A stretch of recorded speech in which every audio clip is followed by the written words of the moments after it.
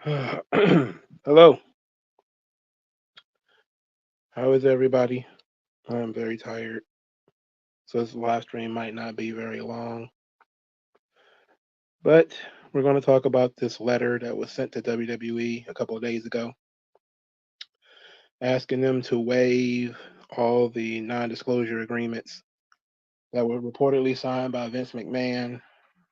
This has been floating around for a while now, just another tactic to keep it in the media while they're on this pause, supposed pause, while they're trying to keep the thing in the public. So this was apparently some kind of tactic they used against Harvey Weinstein or whatever, but we'll see if it happens, but I don't think so. Uh, Robert Jr., WG Phil, how you guys doing? We might also, if I'm still up to it, we might also do an update on the Nyla Rose, Oklahoma thing, because there's an update with that. But I specifically put this video aside for today.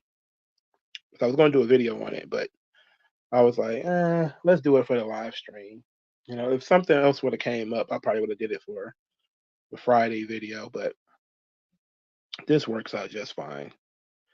Um, there's also been a couple of updates to the lawsuit in AEW, and I did a video on that, but I never released it. I just shelved it, so I don't know why I did that, but I did it. But we'll get around to it eventually. I guess I guess I figure it wasn't a big enough, other than like an important enough story for me to go through. GK Aaron, how you doing, brother? All right, so let's get into this thing. So, Ann Callis sends WWE an email, a letter, and it says WWE has said that it, quote, takes allegations very seriously and has no tolerance for any physical abuse or unwanted physical contact.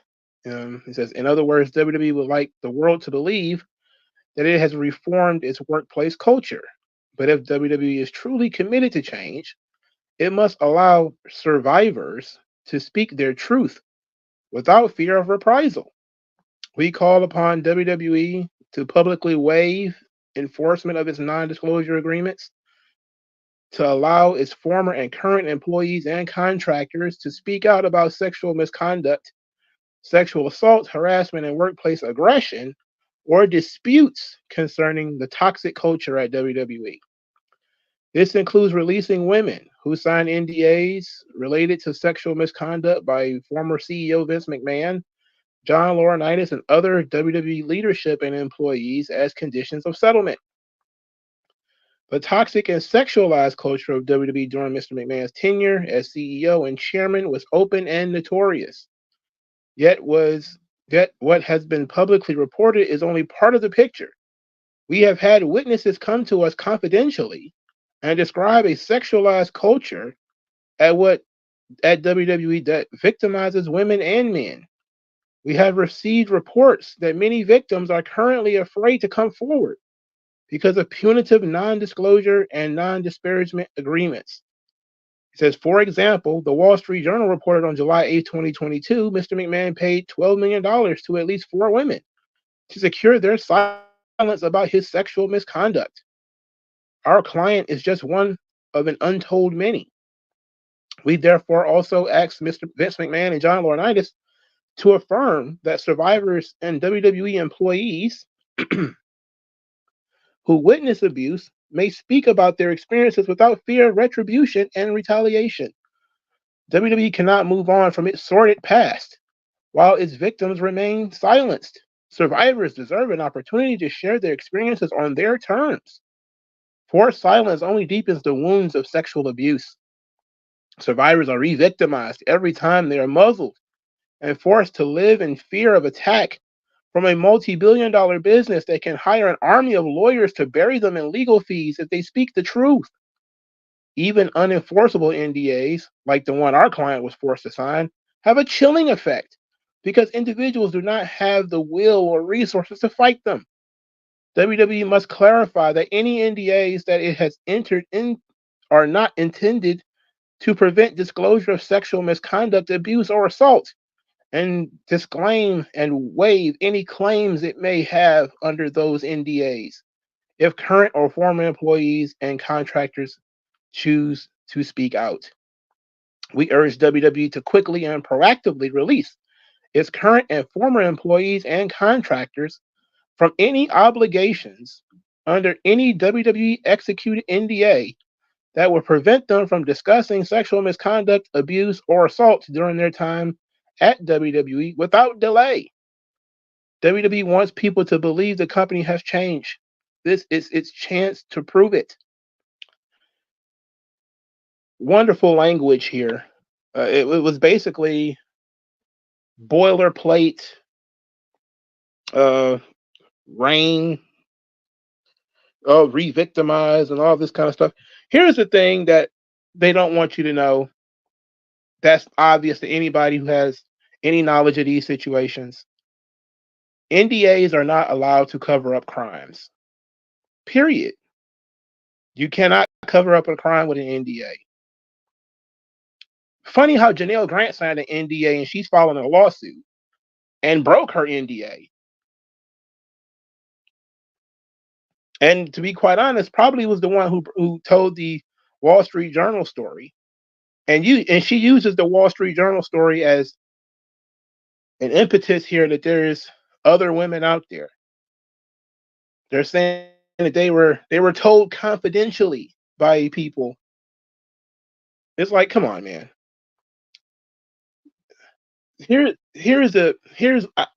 was told, and I'm not going to look this up because I don't care that much, that when Harvey Weinstein was accused of all this stuff, NDAs and everything, the company released all NDAs that was in relation to Harvey Weinstein.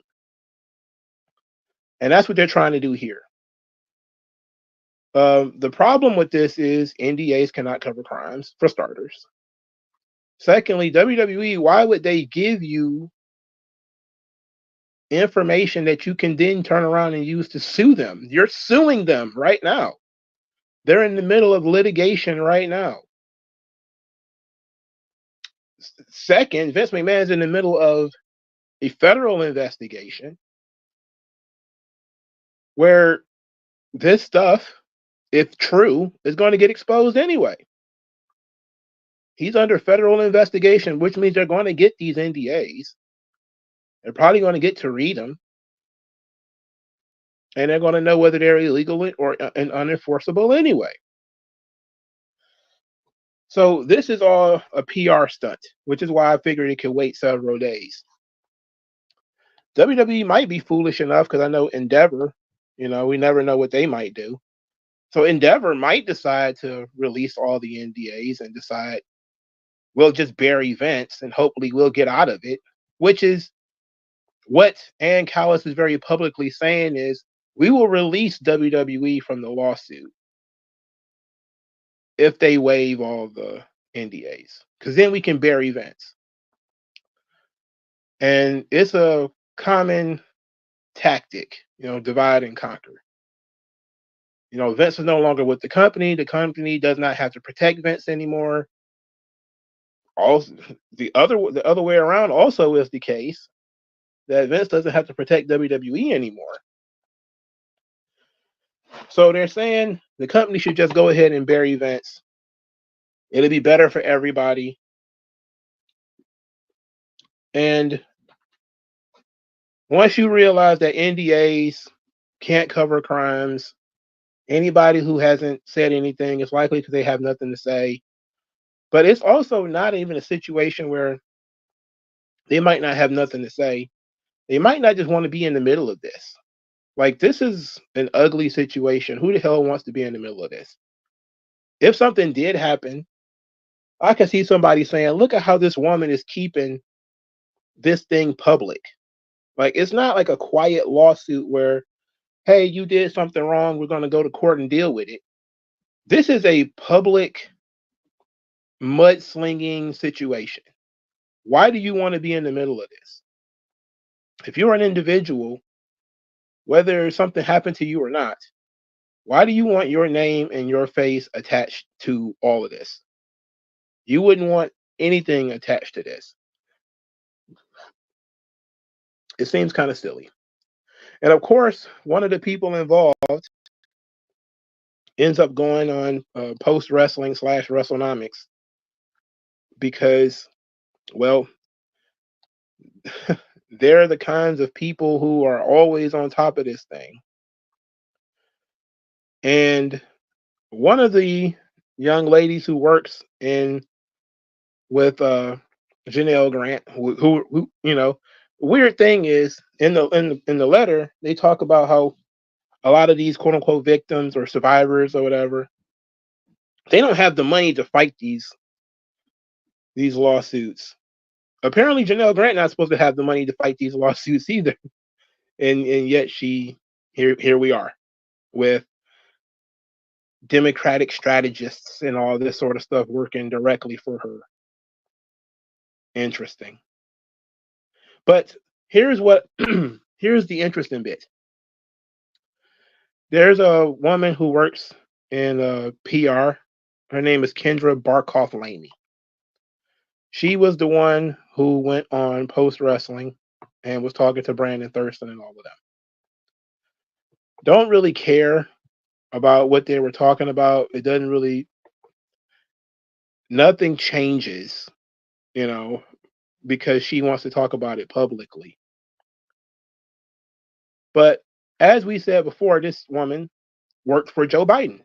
Is right here on her Twitter account, former spokesperson for VP 44 Joe Biden. Okay, interesting. She wrote in 2019 as a former staffer for Joe Biden and also someone who works on women's issue, I say unequivocally that I was never uncomfortable with how he treated me or other women. He dedicated his career to women's empowerment, safety, and equality. That's one reason why I worked for him. That's what she said about Joe Biden. And she said this during a young lady saying that Joe Biden sexually assaulted her, which is a story that died. I'm talking totally died in the national media.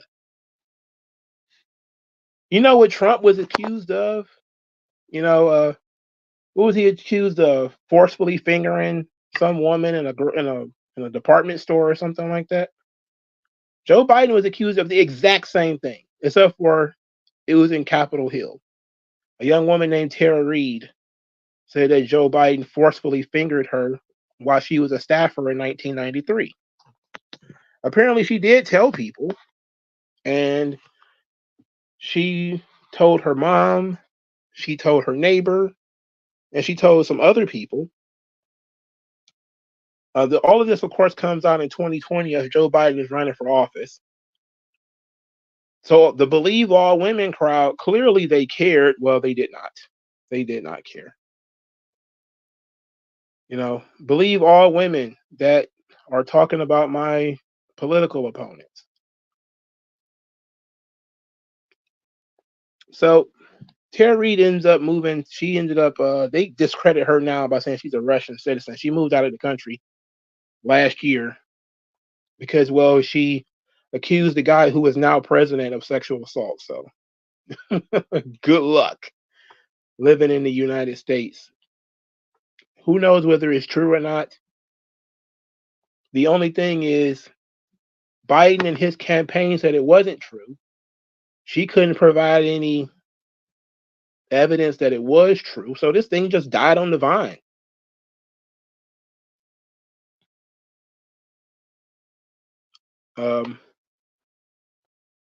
Funny how that works. So this Kendra Barkoff Lamey, she's such a raging feminist, but she worked for a guy who was accused of sexual assault, and she stood up and said, he's treated me nothing but good. And everybody said was like, okay, and just moved on. Weird how that works out. Weird. Just weird how that worked out.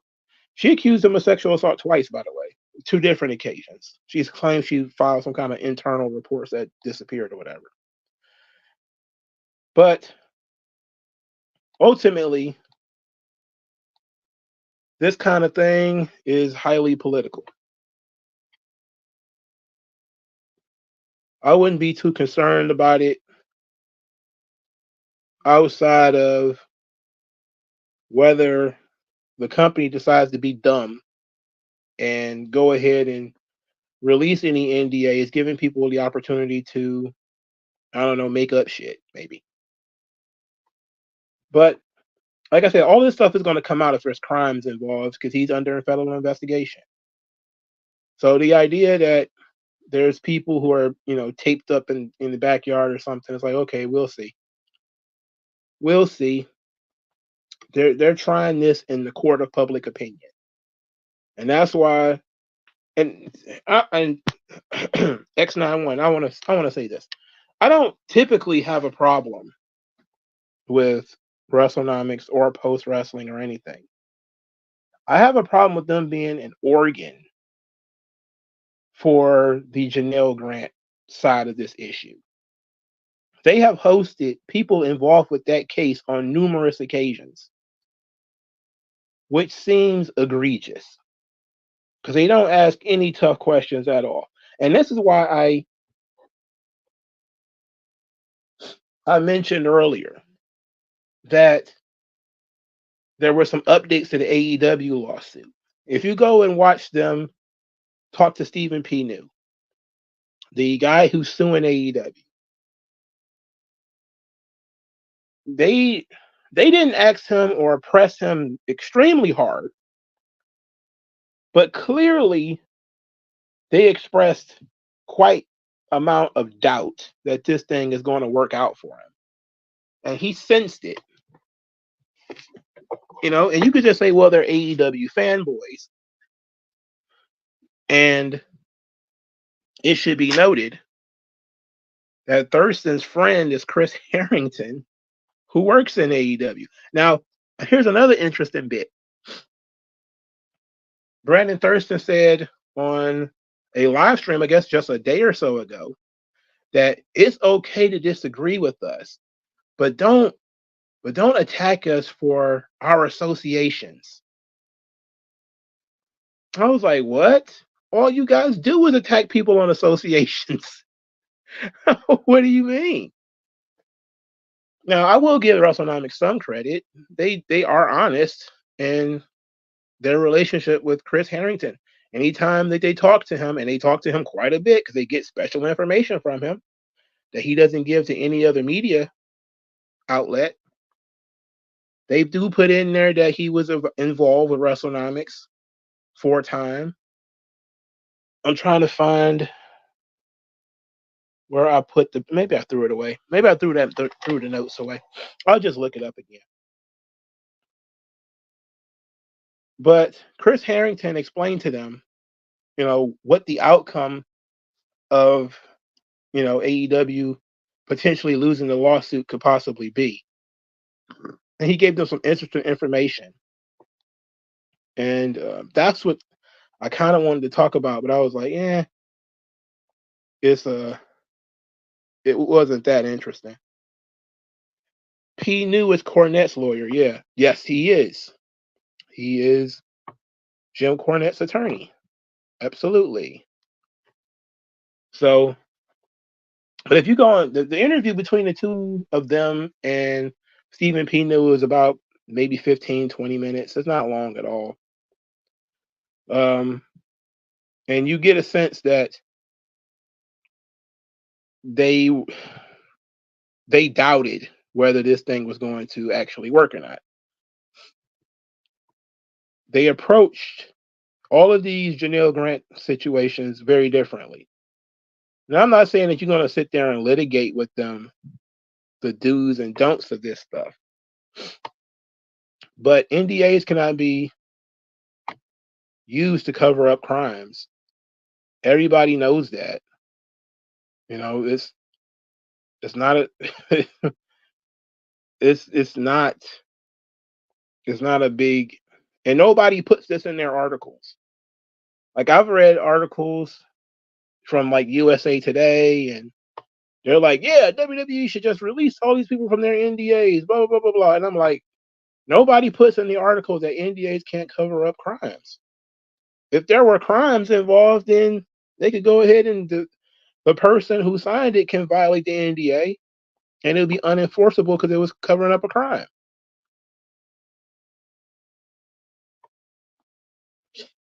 I mean, you're a lawyer, right? These people are lawyers. Wouldn't you just offer pro bono to defend anybody who violates the NDA? Which is what I would do.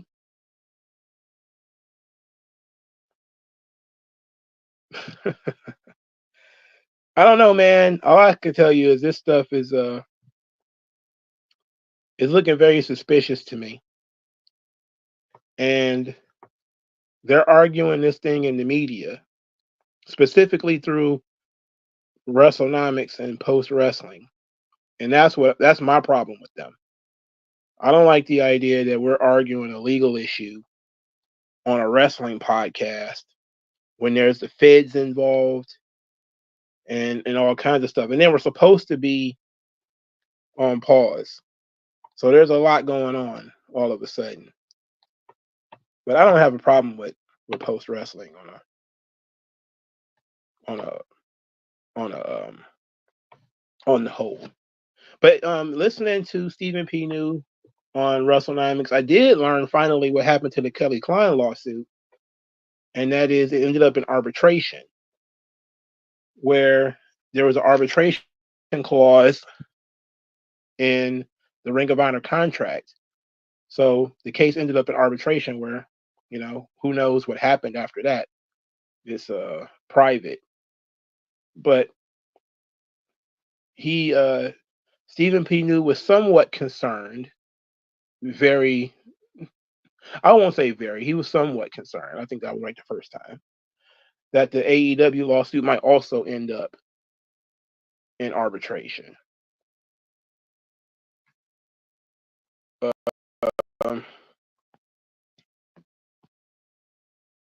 X9 said we saw how the MLW thing went.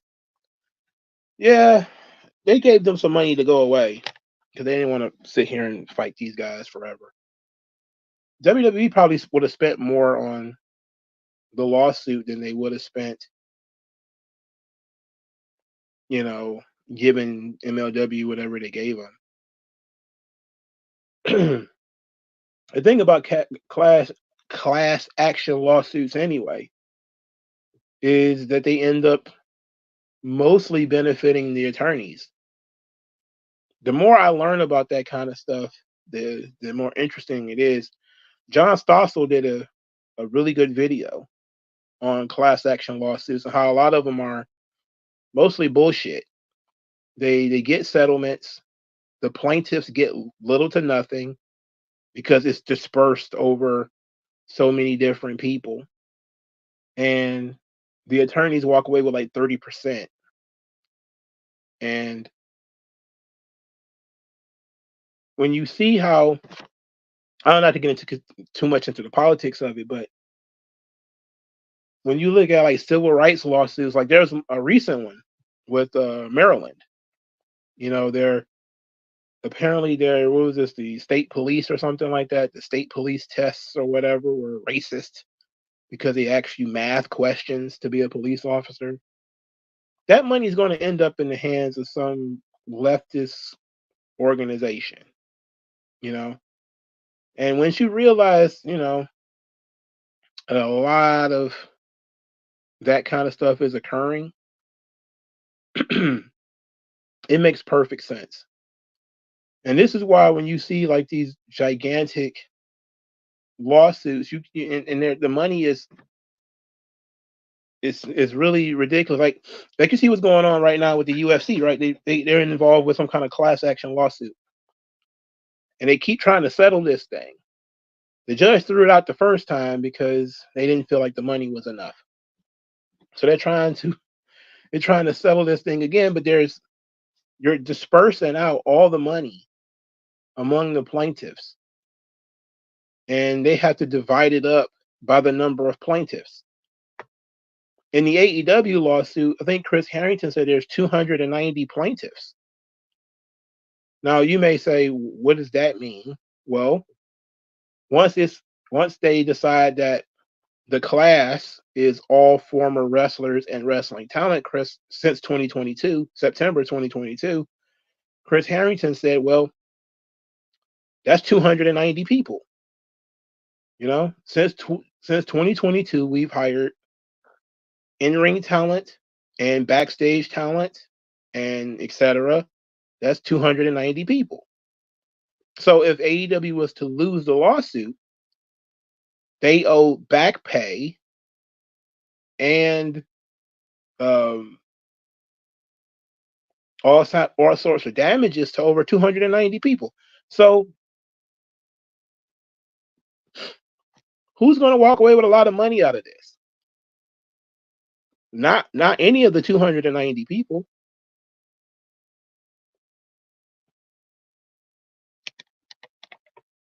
I want to look that up, because I want to be able to go through it a little bit. So it's bizarre that these wrestling companies are now just being sued all the damn time now. There's a lot of lawsuits floating around in the wrestling space. But this is why you get so many class action lawsuits. Because it's good for the lawyers. It's not necessarily good for the class, the talent. Like, you get something is better than nothing, I guess. But the lawyers, I mean, it's just like divorce. Divorce is great for the lawyers. The lawyers get a lot. You do more than split things 50-50 when you get lawyers involved. You split things 2 or 3 ways, 3 or 4 ways at that point. Let's see. Okay, so here's right now. It's 50 fighters urged the judge to accept a $375 million settlement offer in the Kung Lee versus Zuffa antitrust case. They're trying to. It's expensive to run these lawsuits, so 50 fighters, that's 50 people. And who knows? I guess we can take a quick look at this to see how many people is in this class.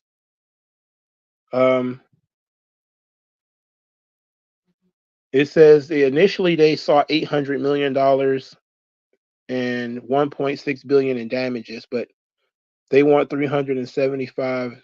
They want to accept the 375 million. Like, the plaintiffs are begging the judges now to end this case.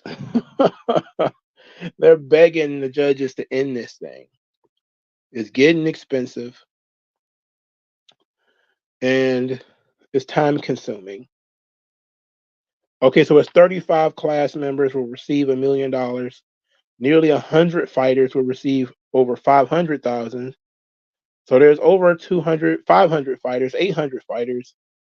So there's over 800 fighters. So they said, here's the breakdown. The $375 million settlement was spread among 1,100 class members, with 35 getting $1 million. Nearly 100 would get 500,000. More than 200 would receive 250,000. Over 500 will receive 100,000. 800 fighters will receive 50,000. So this is a really sad case. So Wanderlei Silva, Kung Lee, Shane Carwin, Jorge Rivera, Sean Spencer are all some of the guys who want the judge to just accept this thing. They got to pay taxes on that money too, by the way. I don't see why you got to pay taxes on money where you were supposedly harmed in a lawsuit. That's kind of goofy if you ask me, but I ain't the one making the rules because I don't believe in taxes anyway.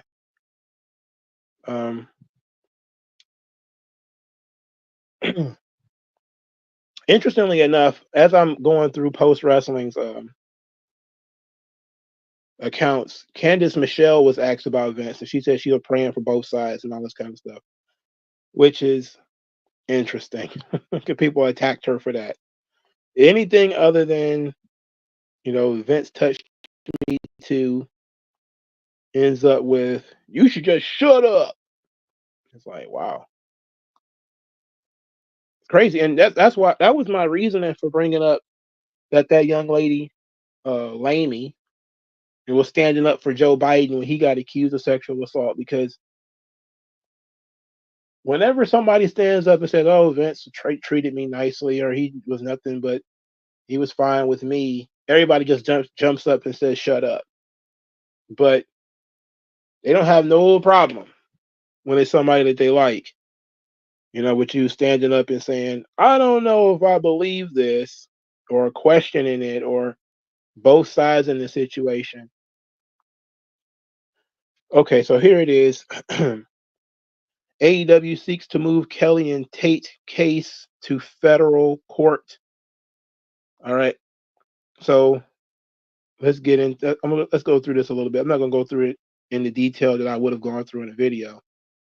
So AEW is claiming that the Riccaboni lawsuit meets what they call Class Action Fairness Act, CAFA, which allows you to move these things from state courts to federal courts. So there's 3 prongs to this test. And it says that the amount of the controversy exceeds $5 million, that it contains at least 100 members, and that the punitive, that the plaintiffs essentially have to reside in a different state than the defendant. So Chris Harrington, who is one of the VIPs over AEW, goes through and explains how each one of these is met. So again, you had to be at least 100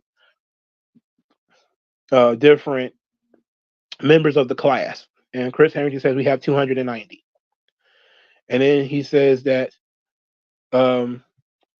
if we were to lose, the damages would be over $5 million. In fact, it would be more like $11 million. And only 3.4% of the class live in the state of Pennsylvania. So that's why they're looking at moving this thing to federal court. But here's the interesting bit that I wanted to touch on. It says if AEW were to reclassify those members as employees, that's the 290 people. Harrington writes in the declaration, the company would incur a tax liability of at least 9.95% of the pay rendered to putative class members, meaning more than $5,970 in the aggregate. So they're claiming that they've paid more than $60 million in the aggregate for all of the talent that they've used since 2022. This is obviously not an accurate figure. Okay. Now, some people have run around saying AEW only spent $60 million. They're using a nice round number so you can do nice round math. That's all it is. They're using nice round. They've definitely spent more than $60 million on talent. All right. They've certainly spent over $60 million on talent. So, but they're just giving you nice round numbers so that you could use nice round math. And then they said AEW's other costs will be $18,000 annually per employee in employee benefits, meaning $5,256,250 per year in the aggregate. So that's over $14 million once you factor in attorney fees. So that's their burden that they're looking if they were just to convert, everybody over and then lose this case and have to convert everybody to being an employee. They would have to pay almost $20,000 per employee. This is what I mean by people don't really want what they say they want. How many companies can really afford to pay an extra $20,000 per wrestler, per cameraman, per commentator? Who can afford to do that? WWE and AEW. I don't even think Impact will still be around if they had to do that. They got the money, sure, but does the company even make enough money to go through all of that? If you had to pay almost $20,000 for every. Now, of course, people have said, oh, well, you can have some employees and then have some real independent contractors. These people don't know what they're talking about.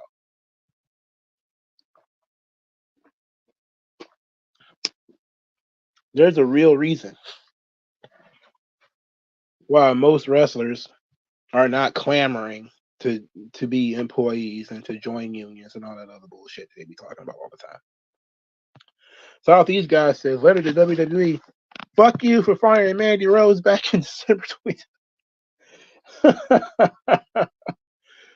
You know what? I'm going to concur with you on that. Mandy did nothing wrong, especially considering that there's women doing worse than her. And I'm not even talking about Lacey Evans, who I talked about last time, who's just straight up doing porn now. But Lana too. Like she did like a photo shoot where her goodies was all out. I'm talking like the whole joint. Butthole, flaps, the whole 9 yards, brother. I'm like, hold up. Didn't expect to see that on the timeline today. You feel me? Didn't expect to see that. But I don't think she's coming back anyway. But then again, that also might have been an old photo shoot. I don't know. So let's move on a little bit. So I don't know how many of you remember, but Oklahoma did a big thing. What was this? A couple of months ago, where they banned and they basically threatened AEW that Nyla Rose is technically a male and should be wrestling men, and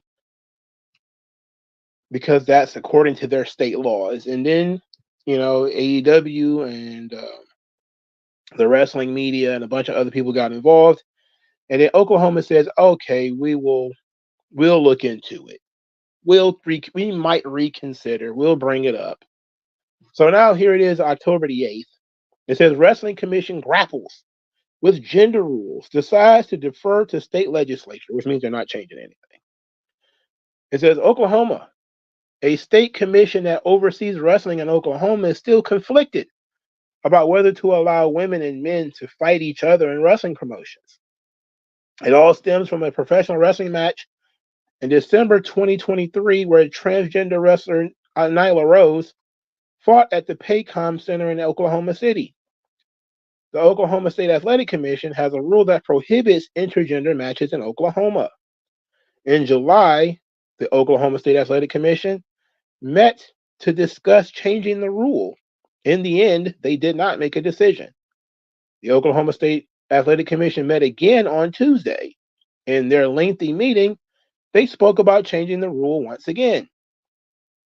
Some members said a rule change will violate a recent law that says athletes must play on a team matching their biological sex.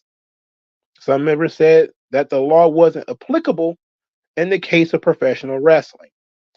Commissioner Michael Stopp spoke at length about the rule, saying that the issue of intergender matches might get too political if the commission changed the rule on its own.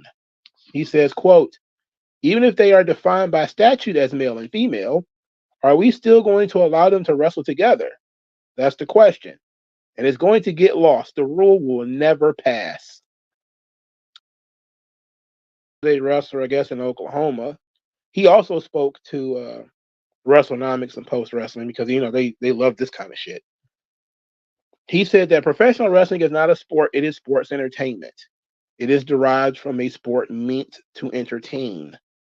So that thinks that the rule should not apply to pro wrestling. I believe I must agree. Wrestling is not a sport. So this rule should not apply. Now, I'm not in favor of intergender wrestling at all.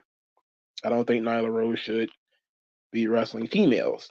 I just think that the government saying that Nyla Rose can't wrestle females is a bad idea. If the females are willing to wrestle Nyla Rose, then so be it. I don't like it, but if the females want to do it, Nyla Rose wants to do it, the promotion is okay with it, go for it. I think the government stopping it is kind of goofy. You created this rule so that 6'4" males can't get on the girls' swimming team. That's not this kind of situation. That's not what this is. Okay, you're trying to protect your daughter's soccer team from some, Popeye masculine male, some Bruto jumping on the goddamn soccer field, and I get it, but this is not that. This is not that situation. This is pro wrestling. This is not real. So it's hard for me to defend it. It would be like saying Nyla Rose can't do an action scene in a movie because Nyla Rose is male and beating up women in a movie. It's kind of silly. Nobody would buy that in Hollywood. If this was legitimate sports, if it was boxing, if it was mixed martial arts, if it was basketball, if it was soccer, if it was football, if it was anything that was a contact sport where somebody might genuinely get hurt on purpose, and the point is to hurt. Like the point of football is to tackle. The point of boxing is to throw punches at somebody's head and body. The point of mixed martial arts, again, kicks, tackles, joint locks. Basketball is not a physical sport, the same way that boxing and mixed martial arts is. But even I can, understand one to not give people unfair speed and strength advantages like in soccer and stuff like this. I get it. But pro wrestling it's not nearly the same thing, brother. It's not the same, man. So I'm all for the state athletic commission just getting out of the way on this one. They need to just beat it. I don't think Nyla Rose should exist, but I don't think the state athletic commission should be in the middle of it either. So it's hard for me to come down on the side of these folks, but I'm going to do that. So we're stuck with what we're stuck with on this one. So I went through a couple of stories. That's pretty much it. That's pretty much all I got. The abysmal number that Dynamite did on Tuesday. If it's not ringing any bells in Jacksonville to get these guys to turn things around, nothing will ever turn it around. But I guess another story we can discuss. It said that MVP, the moment he came into AEW, the first thing he did was go to Chris Jericho, and they talked it out. So MVP and Jericho has had beef for a while. Apparently, upon MVP entering the locker room, one of the first things he did, he went and sat down with Chris Jericho, and they worked out their problem. Funny how, being an adult, veteran, been in the business for a while, you can just go and talk things out where you don't got to be best friends, but you don't have to be at each other's throats either, Funny how that works out. How adult people can be when they put their minds to it. Oh, I forgot about this one. I forgot about this crazy story about the dude who's trying to take photos of women's feet in NXT. This thing was so weird. This is such a weird damn story, but there's no pictures or anything that's attached to it. There, like the guy didn't get arrested or anything, so there's no like arrest report to read. So it just says that there was an incident at the NXT hotel in St. Louis. A man was allegedly caught trying to take photos of the feet of female talents as they made their way through the hotel and was ejected not once but twice from the location. What is Tony Atlas doing? Why is Tony Atlas acting like this? Look, I know that some of these women, so I know some of them are fine. They're like big time fine. You know, I get it. But you can't follow them around, you know, taking pictures of their toes, man. You can't do it. It's weird. You're a weirdo.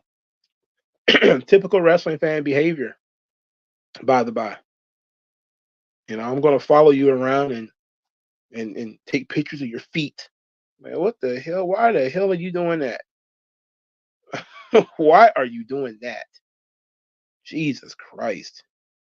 That's some sick shit right there, brother. That's no good. That's no good. Let's close with the Candace Michelle thing, because I looked at it again. And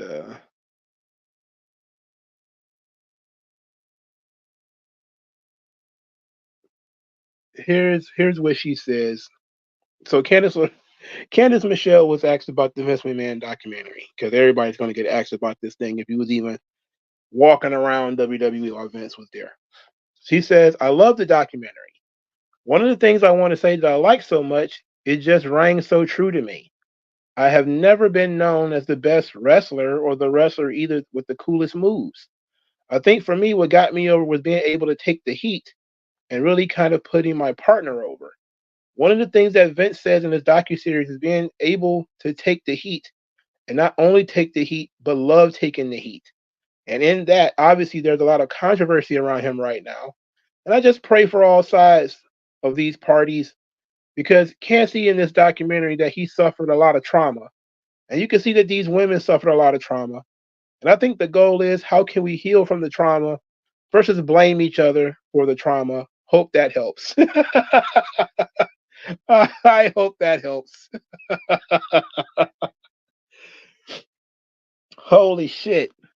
Holy shit. She says, I think it comes down to what makes people heal. Can this woman heal from a financial gain? Can Vince heal and not be attached to this lawsuit and from a financial settlement? That's between these two parties to really figure out. And hopefully they can move on from this and can live the rest of their lives. That's amazing. What an amazing response. Because it's not in any way offensive, but it's clearly that she felt like she had to say something. And so this is what came out. She said, but the funniest shit is she says, hope that helps. I hope that helps. It doesn't help, actually. What they want to hear is that Vince sexually assaulted you or sexually harassed you or he was a creep around you or all this kind of stuff. That's what they want to hear. But she's like, I hope this helps. I hope hope you heal. Can you heal from financial gain? Like, it helps, goddammit. It helps. This is hilarious. Whenever people get asked about this thing and they don't give the answer that people want, the amount of people who decide to destroy them online is amazing. When was the last time anybody spoke about Candace Michelle? Not many. And now people are calling her a Trump supporter and a bunch of other stuff out of nowhere. It's amazing. Absolutely amazing. Now she's got Stockholm syndrome. Again, I talked about this before, right? This is how she has Stockholm syndrome. She hasn't worked there in over a decade. When was it? Somebody please do your cage match thing. What was the last? Before, I know she did like a Legends match not too long ago, but before her sporadic Legends appearance, I think she popped up in the Royal Rumble or something. or she might have even worked Raw. When was her last official match before she was released? It was in like 2008 or something, right? It was like a really, really, really long time ago. And she's got Stockholm syndrome. Like, these people just yank shit out of the sky, man. It's not even logical. She didn't say anything offensive. It was just she was trying to be nice to everybody involved without leaning one way or the other. She talked about the documentary and her experiences and the things that she learned. And then she said, I just hope everybody can get over the trauma that they're dealing with. Which is great. You do want the victim to get over the trauma. And if you believe that Vince is the victim of trauma, which so many people do, you would hope he can work it out as well. It's not the answer that you want to hear, but it's fine. February 2009. I knew it was around that time. My God. My God. Are you serious? February 2009 was the last time she worked in WWE before her sporadic appearances doing like legends reunions or whatever. And it's not like Triple H is going to call her to do a bunch of legend shit, you know? Are you serious? So now they're like, oh, I'm guessing she wasn't one of his victims. Like, what are we talking about here, really? And now people are saying she got CTE. Like, see, it's the same shit with every wrestler, regardless of who it is, right?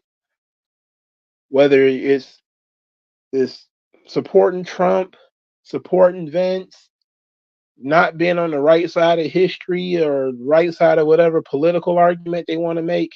You got CTE, you got Stockholm syndrome, you got a Legends deal or something. Who knows? Maybe she does have a Legends deal. I don't know. It doesn't change much of anything, if we're being honest. It just seems like she doesn't want to touch that issue and don't want to be involved with it. But since she got asked about it, she had to put something out there. So she put something out there that was bland and inoffensive. And that was the funniest part about it. A completely bland and inoffensive response got people to attack her for no good reason.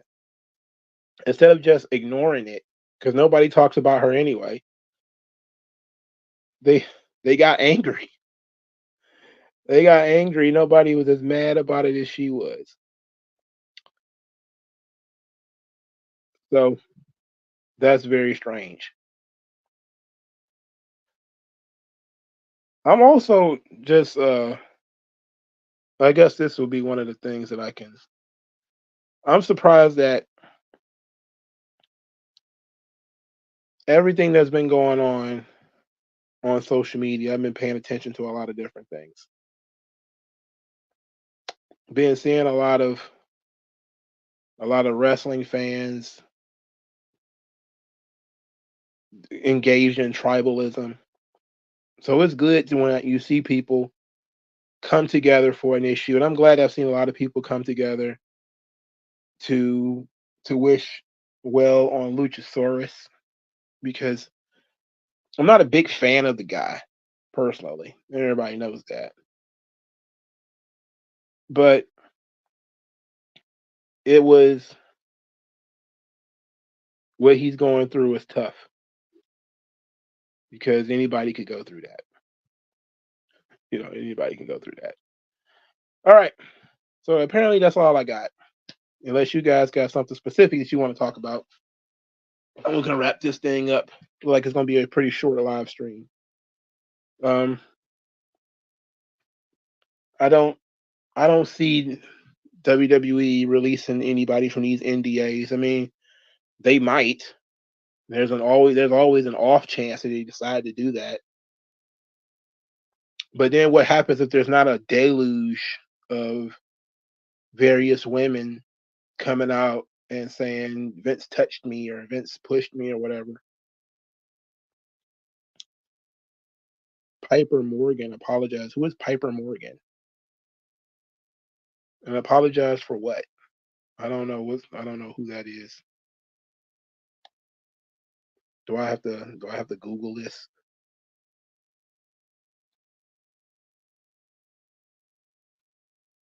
What is this now?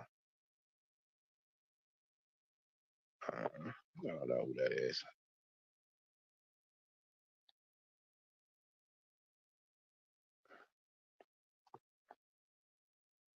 Oh, you mean Piers Morgan? Oh yeah, your autocorrect must have took you out. But Piers Morgan, okay. Ha! Oh yeah, he platformed Jaguar Wright, who is noted conspiracy theorist Jaguar Wright. That was entertaining, wasn't it? Like, I saw that the legal team actually targeted Piers Morgan. They didn't target Jaguar Wright. They went after Piers Morgan. Like, they know what they're doing when it comes to applying pressure, don't they? They avoided going after her, but they're just going to threaten everybody that she could potentially talk to. The thing is, she's saying some really out of bounds stuff about Jay-Z for sure. But it's so I'm not surprised that he apologized. He don't want no smoke, man. But the Diddy thing is out there, and Jaguar Wright's been talking about Diddy for a long time, and she comes across like somebody who might know something. The thing is, whatever it is she might know might be mixed up with all her delusions and whatever else she's got going on. WG Field says, will Saturday or Sunday be a Diamond stream? Well, Saturday is the AEW show. And I think it actually starts early in the day. So Diamond's coming on tomorrow, right? It should be on in a few hours, as a matter of fact. I think the launch is the 12th, and the 12th is in 3 hours, but Japan's like 12 hours ahead. I may have to watch it at work. I may have to, still like 20. I think they said the first episode is 40 minutes or something like that. I could watch it on my lunch break, I guess, if it's going to be up. I don't care if I have to watch it in Japanese with no subtitles. I think I want to see it anyway. But I certainly want to discuss episode 1 of Dragon Ball Daima on the live stream.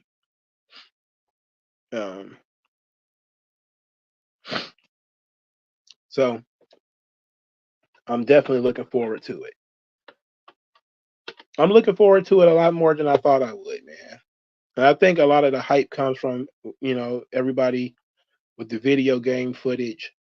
That's making me, excited for Daima. So I'm definitely going to watch I'm going to watch the entire series, but I'm super excited for episode 1. And I already know. I'll know I know it's not out yet because spoilers ain't out there yet. Because soon as Japan airs it, it's going to be over. It's going to be on everything. I forgot how quickly they say the English dub is going to be out. Not like it's going to matter anyway, because soon as the episode airs in Japan, it's going to be on Twitter and everything. It's going to be on everything. So that's why I'm gonna try to take an hour. If I'm going to be off, if it airs while I'm at work, let's put it like that. I will have to watch it at work. I could always prop up my phone and let it run while I'm doing paperwork. But I definitely want to turn the pop culture stream into a Daima review. Because the English dub will turn the first 3 episodes into a limited theatrical release. Oh shit. Oh. They going hard, huh? They not screwing around. They trying to squeeze all the juice out of this thing. All the juice.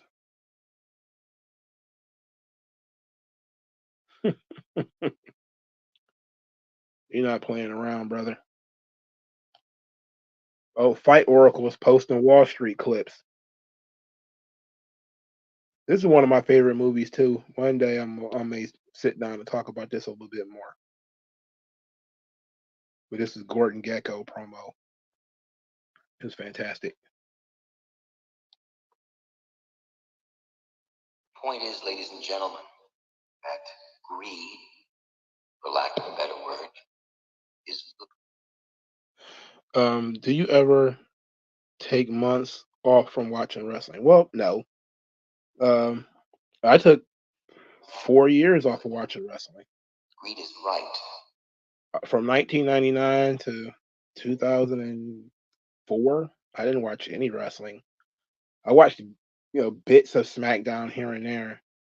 I didn't have cable, and so I didn't watch Raw. When we finally did get cable, though, the first wrestling show I sat all the way through was TNA, because my brothers found it on Fox Sports 1, and I sat through that because it was short. It didn't really entice me to watch wrestling, but JBL on SmackDown did. But I've taken years off of watching wrestling. Now, I mean, from 2010, or actually probably, from 2009 till like 2020, maybe 2016 or something. It's all a blur for me anyway. I don't remember none of that shit. Like Marky D123, he just did a video on what was that 2010 WWE versus 2010 TNA when they was going head to head, and they were doing the special guest Monday Night Raw thing with the A Team, and I was like, this is dreadful, bro. I'm pretty sure I saw that, but I don't remember none of it. I do remember Nexus, because that was the day Nexus debuted, but I don't remember nothing else. I don't remember none of that shit. And that's how Raw used to be, though. The matches would be short, the segments would be too long. They would just have like running themes and gimmicks and all this kind of stuff. I think Vince just got bored with the shit after a while too. You know, so that's just kind of how it is, man. So I appreciate y'all, man. You says for you is 08 to 11. Well, yeah, that that was a tough time. That was a tough time because nothing mattered. You know, the John Cena show with the occasional appearance of Randy Orton or Edge or something. Then that was pretty much it. All right, I appreciate everybody for stopping by. I guess I'll talk to you guys later, man. Peace out.